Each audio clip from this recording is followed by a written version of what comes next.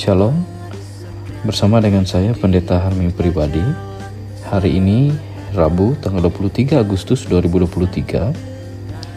Firman Tuhan yang akan kita renungkan yaitu dari Yesaya pasal 66 ayat yang ke-18 sampai dengan yang ke-24 dengan judul Keselamatan Sesudah Hukuman. Terlebih dulu kita bersatu hati di dalam doa. Bapa kami yang ada di sorga, senantiasa nama-Mu kudus di dalam kehidupan kami. Melalui perkataan, perbuatan kami, yang senantiasa nama Tuhan dimuliakan. Dan pada saat hari ini ya Tuhan, dengan kerendahan hati, hamba-Mu memohon pimpinan kebenaran daripada Roh Kudus, sehingga apa yang disampaikan ini berkesesuaian dengan kebenaran Tuhan. Bolehlah kami menjadi pendengar sekaligus pelaku firman Tuhan di sepanjang kehidupan kami oleh pertolongan kuasa dan kebenaran Roh Kudus. Dalam nama Yesus kami bersyukur. Amin. Yesaya pasal 66 ayat yang ke-18 sampai dengan 24 dengan judul perikop yaitu Keselamatan Sesudah Hukuman, yang berbunyi demikian: Aku mengenal segala perbuatan dan rancangan mereka, dan aku datang untuk mengumpulkan segala bangsa dari semua bahasa. Dan mereka itu akan datang dan melihat kemuliaanku. Aku akan menaruh tanda di tengah-tengah mereka dan akan mengutus dari antara mereka orang-orang yang terluput kepada bangsa-bangsa, yakni Tarsis, Pul, dan Lut, ke Mesek dan Ros, ke Tubal dan Yawan, ke pulau-pulau yang jauh yang belum pernah mendengar kabar tentang aku dan yang belum pernah melihat kemuliaanku, supaya mereka memberitakan kemuliaanku di antara bangsa-bangsa. Mereka itu akan membawa semua saudaramu dari antara segala bangsa sebagai korban untuk Tuhan, di atas kuda dan kereta dan di atas usungan, di atas bagal dan unta betina yang cepat, ke atas gunungku yang kudus, ke Yerusalem, firman Tuhan. Sama seperti orang Israel membawa korban dalam wadah yang tahir ke dalam rumah Tuhan. Juga dari antara mereka akan kuambil imam-imam dan orang-orang Lewi, firman Tuhan. Sebab sama seperti langit yang baru dan bumi yang baru yang akan kujadikan itu. Tinggal tetap di hadapanku, demikianlah firman Tuhan. Demikianlah keturunanmu dan namamu akan tinggal tetap. Bulan berganti bulan dan sabat berganti sabat. Maka seluruh umat manusia akan datang untuk sujud menyembah di hadapanku, firman Tuhan. Mereka akan keluar dan akan memandangi bangkai orang-orang yang telah memberontak kepadaku. Di situ ulat-ulatnya tidak akan mati dan apinya tidak akan padam.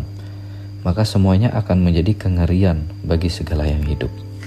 Amin. Bapak Ibu yang terkasih, setelah menyimak firman Tuhan dalam kesatuan perikop Yesaya pasal 66 ayat pertama sampai 24, ada dua bagian yang harus direnungkan, yaitu tentang penghakiman serta belas kasihan Tuhan.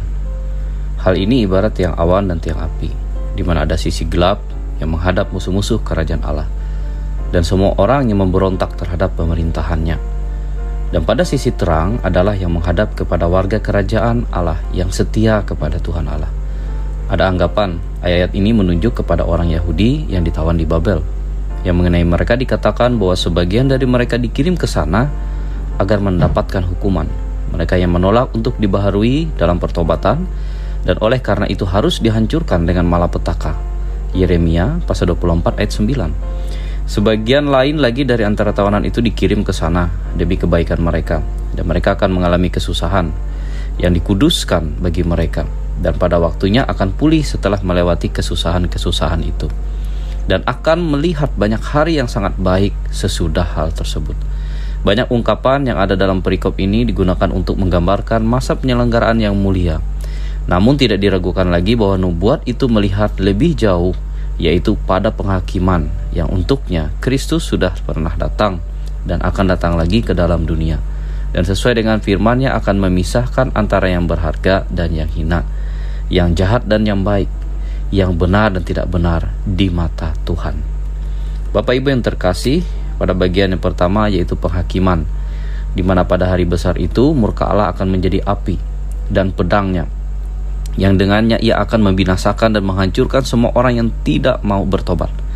Dan firman-Nya saat mencengkeram hati nurani orang-orang berdosa akan membakar seperti api dan lebih tajam daripada pedang bermata dua. Secara khusus para penyembah berhala akan menghadapi hal itu pada hari kemurkaan Tuhan. Ayat 17. Ada anggapan bahwa beberapa orang yang kembali dari Babel masih mempertahankan semacam penyembahan berhala dan tahyul seperti yang disebutkan di sini, menempatkan berhala-berhala di taman mereka karena mereka tidak berani menempatkan secara terbuka di tempat tinggi. Namun nubuat itu kemungkinan besar menunjuk kepada semua penghakiman yang mana murka Allah sesuai dengan firman Allah akan menimpa orang berdosa yang menjengkelkan di hadapan Tuhan, yang hidupnya dengan memandang rendah Allah dan mengabdikan diri pada dunia. Dunia yaitu kesombongan atas harta, kekayaan, jabatan, kekuasaan, dan kedagingan, yaitu nafsu jinah, nafsu keinginan menguasai, nafsu mengingini hak orang lain, nafsu memuaskan diri sendiri secara berlebihan dengan merugikan sesama, bahkan ciptaan Allah. Mereka semua mutlak akan lenyap sekaligus oleh Tuhan. Kita dapati dengan tegas bahwa penyembah-penyembah berhala dan orang-orang yang melakukan kekejian yang masih menyembah dunia dan kedagingan tidak akan masuk dalam kebahagiaan surga. Wahyu pasal 21 ayat 27 dan juga pasal 22 ayat 15. Pada hari pembalasan tersebut, kejahatan yang tersembunyi akan dibawa kepada terang dan akan diadili. Sebab aku mengenal segala perbuatan dan rancangan mereka. Ayat 18. Tuhan mengetahui apa yang diperbuat manusia dan berdasarkan asas apa dan dengan rancangan apa mereka melakukannya. Dan oleh karena itu ia layak untuk menghakimi dunia, sebab dia sanggup menghakimi segala sesuatu yang tersembunyi di dalam hati manusia. Roma pasal 2 ayat 16. Bapak Ibu yang terkasih dalam Yesus, pada bagian kedua yaitu perihal belas kasihan Tuhan, di mana ia akan tampil untuk memberikan penghiburan dan sukacita bagi orang yang setia kepadanya dalam membangun kerajaannya di dunia ini. Kerajaan kasih karunia, yakni mereka yang bersungguh-sungguh dan berbuah dari kebenarannya. Akan tiba waktunya bahwa ia Tuhan akan mengumpulkan segala bangsa dari semua bahasa bagi dirinya sendiri, supaya mereka datang dan melihat kemuliaannya seperti yang memancar dari wajah Kristus Tuhan. Ayat 18.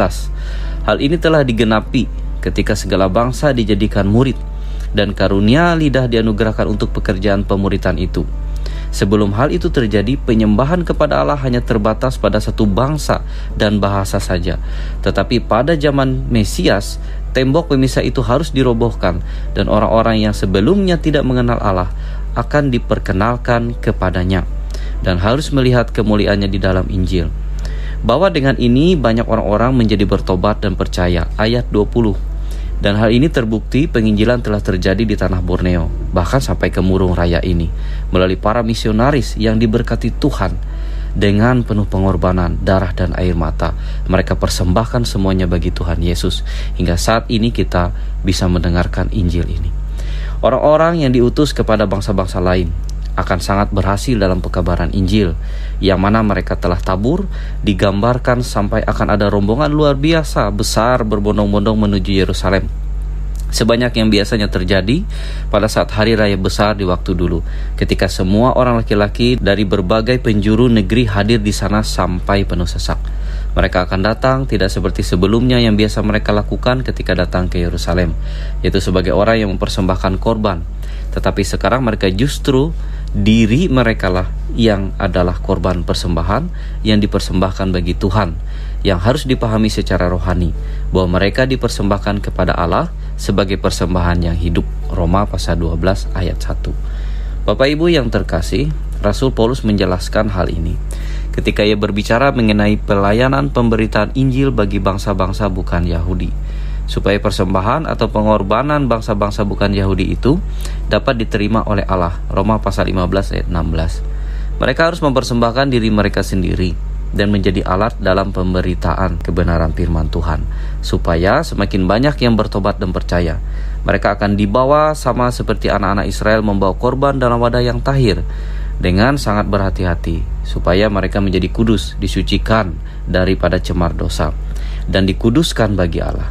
Dikatakan mengenai bangsa-bangsa lain yang sudah bertobat dan percaya itu, bahwa hati mereka telah disucikan oleh iman. Kisah Para Rasul pasal 15 ayat 9.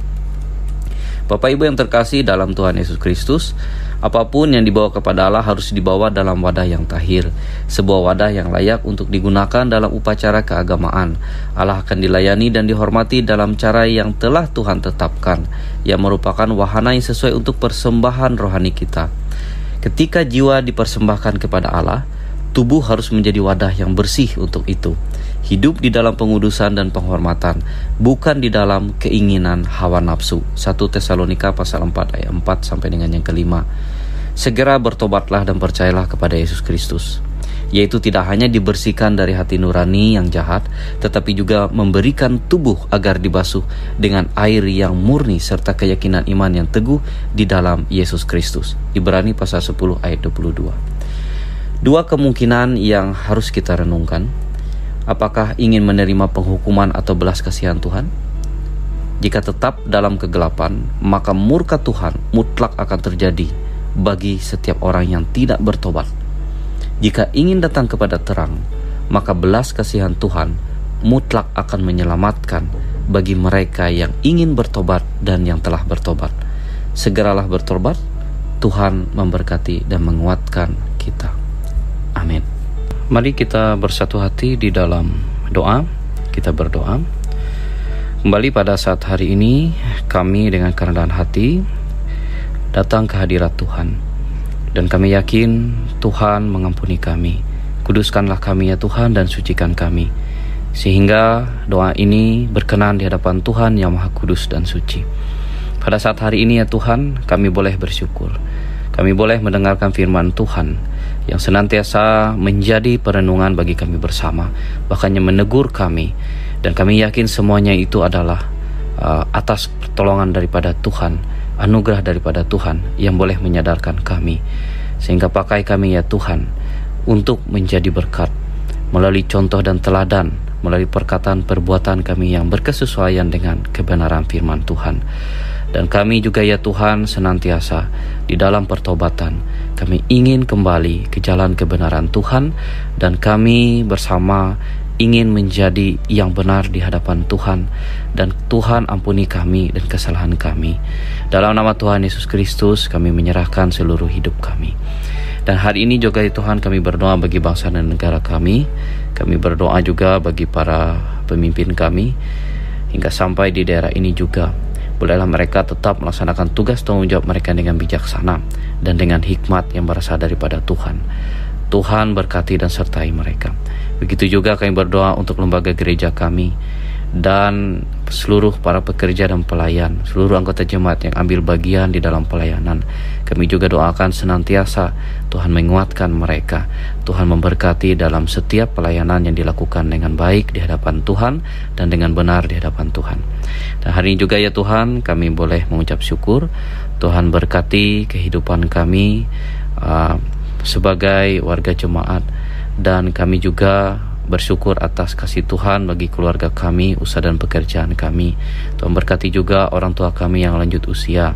Tuhan juga memberkati saudara-saudari kami, baik janda dan duda, yang menjaga kekudusan pribadi mereka hingga sampai saat ini dan seterusnya. Tuhan berkati anak-anak yatim piatu. Tuhan berkati saudara seiman kami yang dalam keadaan sakit, dalam pergumulan berat, dalam kesusahan. Pertolongan Tuhan senantiasa dan mutlak terjadi dalam kehidupan mereka. Dan hari ini juga ya Tuhan, terkhusus kami berdoa bagi jemaat yang ada di Jorijerah Tebulang. Kami juga doakan seluruh jemaat kami yang ada di sana. Mereka juga senantiasa dalam kasih sayang Tuhan. Rancangan damai sejahtera Tuhan senantiasa ada dalam kehidupan mereka. Pertolongan Tuhan senantiasa bagi mereka, senantiasa juga terjadi. Tuhan berkati dan sertai kehidupan seluruh anggota jemaat yang ada di desa Jorijerah Tebulang. Terima kasih ya Tuhan, seluruhnya kami serahkan di dalam kasih Tuhan. Dan hari ini juga ya Tuhan, bersama-sama dengan kerendahan hati, menyerahkan seluruh hidup kami hanya dalam nama Tuhan Yesus Kristus sebagai Tuhan dan Juru Selamat. Bapa kami yang ada di sorga, dikuduskanlah namamu. Datanglah kerajaanmu, jadilah kehendak-Mu di bumi seperti di sorga. Berikanlah kami pada hari ini makanan kami yang secukupnya, dan ampunilah kami akan kesalahan kami, seperti kami juga mengampuni orang yang bersalah kepada kami. Dan janganlah membawa kami ke dalam pencobaan, tetapi lepaskanlah kami daripada yang jahat. Karena Engkaulah yang mempunyai kerajaan dan kuasa dan kemuliaan sampai selama-lamanya. Amin. Tuhan memberkati engkau dan melindungi engkau. Tuhan menyinari engkau dengan wajah-Nya dan memberi engkau kasih karunia. Tuhan menghadapkan wajah-Nya kepadamu dan memberi engkau damai sejahtera. Amin.